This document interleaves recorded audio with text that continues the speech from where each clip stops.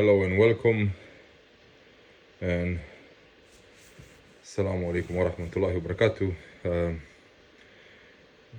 Yeah, it's obviously there's a video, this video. I just want, some of you have found about my channel from the emailing list, maybe you just randomly found my channel on YouTube. I feel I need to explain the creation of this YouTube channel. As I explained already, if you didn't know, me and my wife and our three children or kids, we went to Turkey in 2021, July. We just hoped, obviously, for a better life, to do business, do a bit of investment, and live there for some time, and eventually come back to the UK or maybe go USA. Sadly, that wasn't the case. We've talked nothing political whatsoever against the president of Turkey, Mr. Erdogan, or against the Turkish government. I was accused on 2nd of September, yeah, that's correct, in a Domino's Pizza by a person in plain clothes, intelligence officer from the Turkish intelligence service, of being a MI6 or CIA agent. That's what he said later. I'm not a MI6 or CIA employee, never was. I never worked for any intelligence service. And subsequently, or after that, I got arrested, tortured, and we have obviously been going through this horror since that day, pretty much. We were forced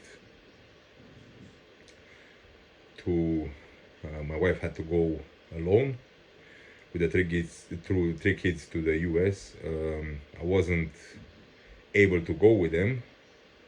They couldn't come back with me to the UK because they didn't have their indefinite leave to remain.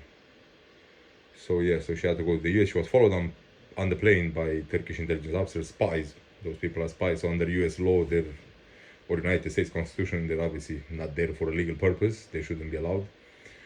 Nothing was done to guarantee her safety. She kept on noticing that she's being followed.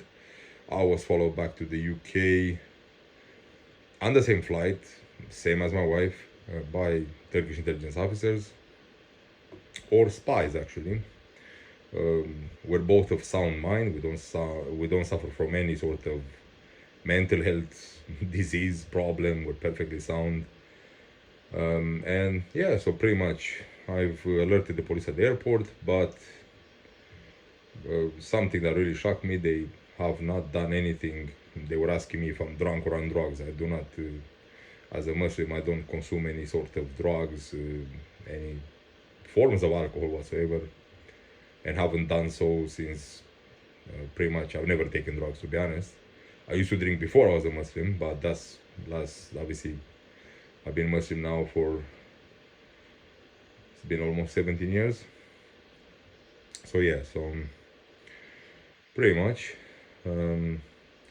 we've contacted the authorities. I've contacted the authorities in the UK to ask them to deal with the situation.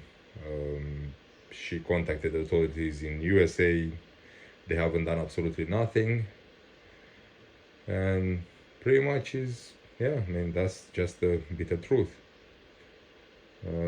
It's shocking that they allow, from what we understood as far as now, they literally allow Turkish spies to roam freely in the US and UK. I mean, that's a serious threat for, obviously, national security of these two countries, which, of course, we're worried about that. We're worried about our own safety. More will come soon, and yeah, it's just, we're still having to deal with the situation on our own with no help from the US or UK government.